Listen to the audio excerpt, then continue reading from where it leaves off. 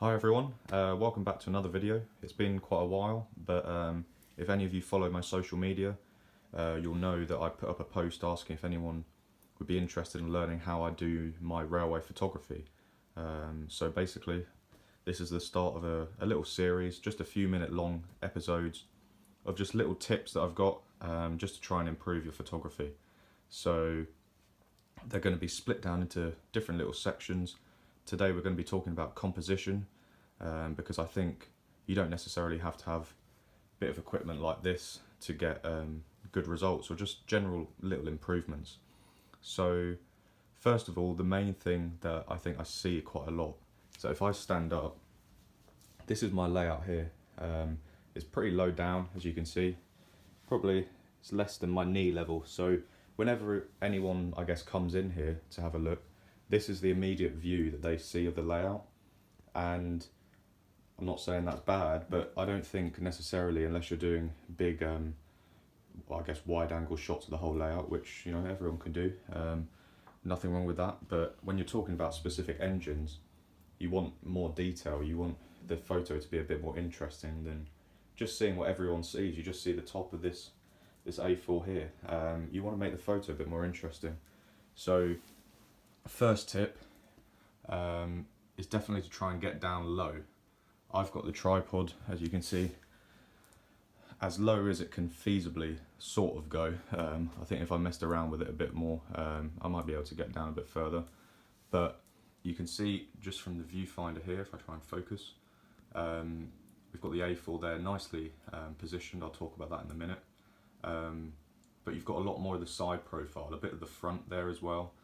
So I can't exactly remember the exact name of the rule, but I think it's called the 2/3 rule, where if I use this pen here, you've got sort of a third, or you've got a little section of the front of the engine here, but then a long sort of side profile as well. And you see that a lot of the times when, I guess, in automotive photography, motorbike photography, railway photography, where you try and get this long sort of side-on profile, but also a bit of the section of the front as well. It's just sort of a nice perspective.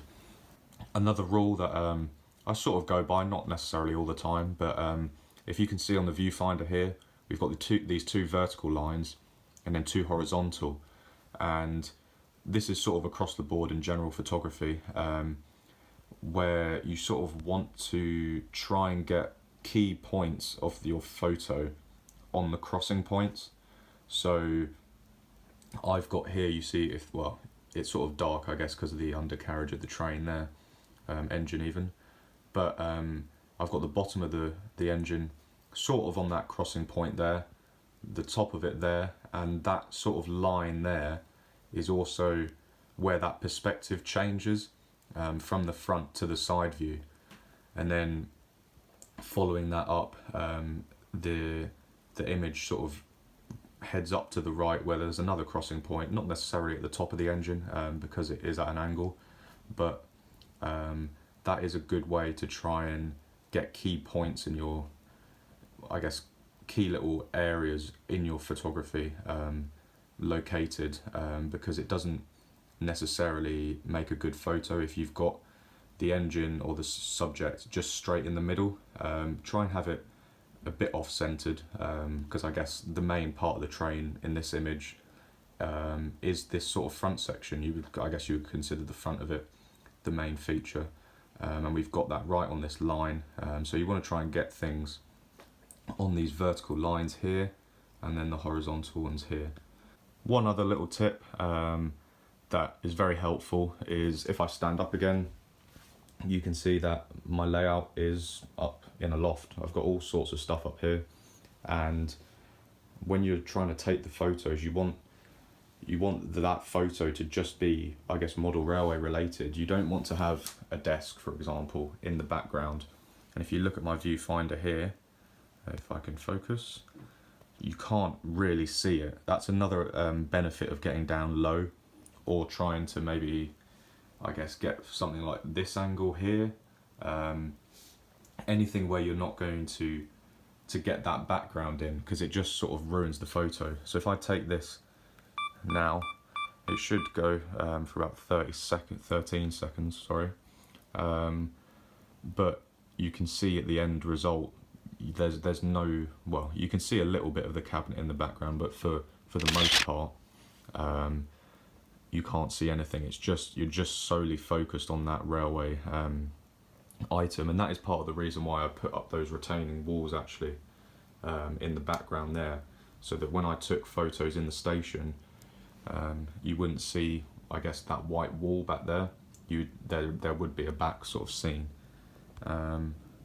So yeah, I'm pretty pleased with that photo. I'll put up a big one on the screen for you now. One other thing while looking at this photo, which I just remembered, this comes from a lot of landscape photography that I do.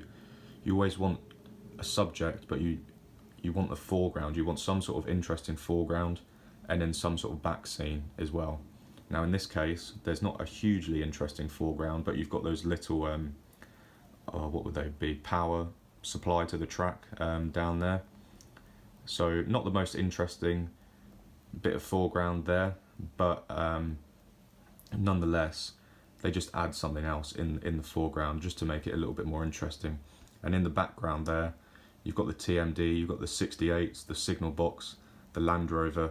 So try and position the engine in some sort of location where you've got something going on. I don't necessarily run the engines while I'm taking the photos. Sometimes I do.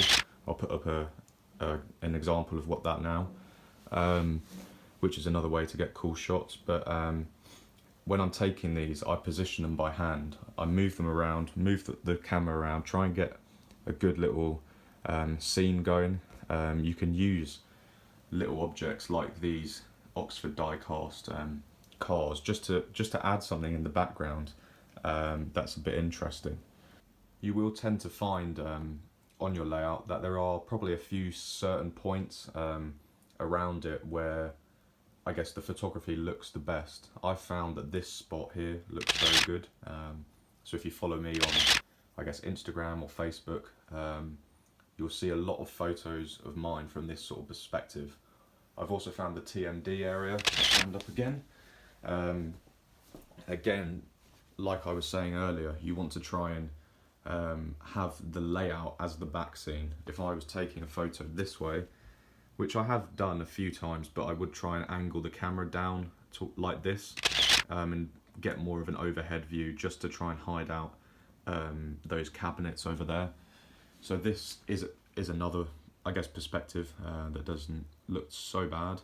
The station, I guess, is a sort of an obvious choice, but I found that seeing as I do try and position the engines by hand, and with the tripod and everything there, it is very tricky to try and compose some photos in that station area. Now I'm going to try and do that in the near future just to see how it turns out, just because I've had a bit of a kit change recently.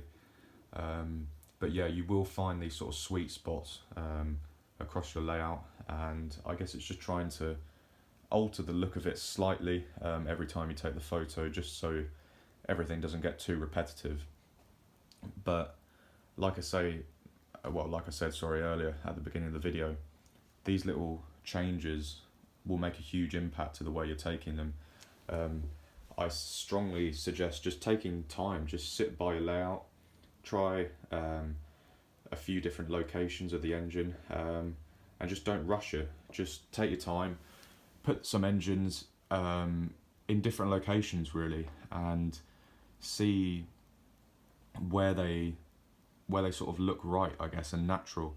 I've obviously got this TMD area here, so when I do have a train or an engine located around here, you've got that nice back scene of all the front of the engines.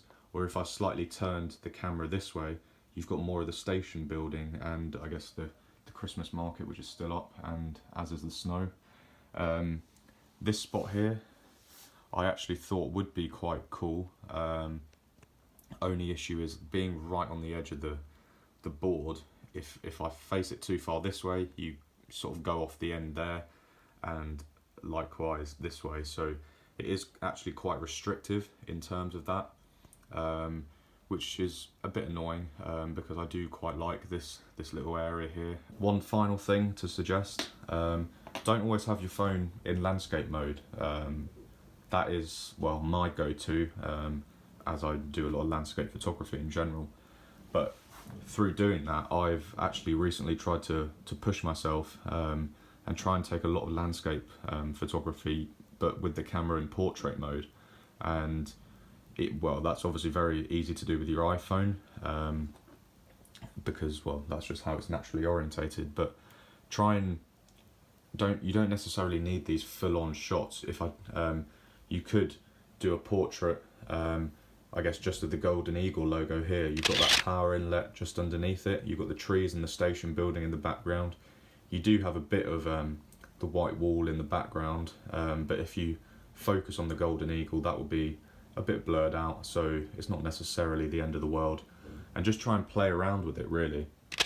There's no set sort of guidelines on how to improve or how to take the best shot, but just by trying different things, you're going to get a varied sort of mix of results, and some of them will be good, some of them will be bad, but you'll probably end up with one or two that you really are proud of.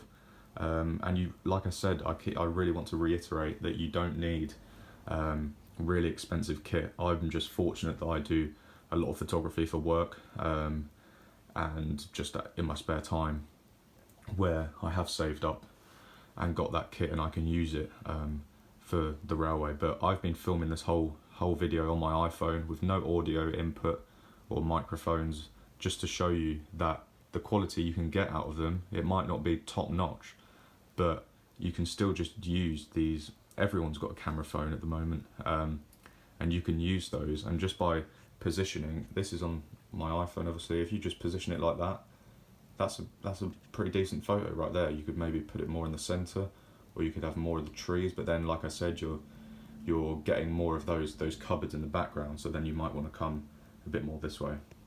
So yeah, I hope you sort of enjoyed this first video. It has come about very quickly. I've been really busy, as if you follow me on any social media, you know I've been all over the country in the last few weeks. So was put together pretty quickly, but I hope you enjoyed. If you've got any questions or any, I guess, topics that you would like me to specifically go over in one video, I'm more than happy to try and do my best to do, well, to answer those questions and cover those topics. And yeah, if you want to send me some of your photos just to review, have some feedback. I'm not just going to to, I guess, be very harsh about your photos, because my first photos were really not that great in my sort of, I guess, perspective. From my perspective, I didn't think my photos were great at first, but I think one good way of trying to get better is just showing people, trying to get feedback on them. That's how I learn when I'm doing landscape photography. I just run them by people. What do you think of this? Do you think this angle's better? How do you think the lighting or the composition in this photo looks? So yeah, just try it. Go out and try it. Just the more photos you take from different angles and moving the engines around, the more examples you're going to get, and you'll get a better understanding for your layout and where the sweet spots are, and what angles sort of work for your layout and your personal style. So yeah, thanks for watching, and I'll see you hopefully in the next few weeks.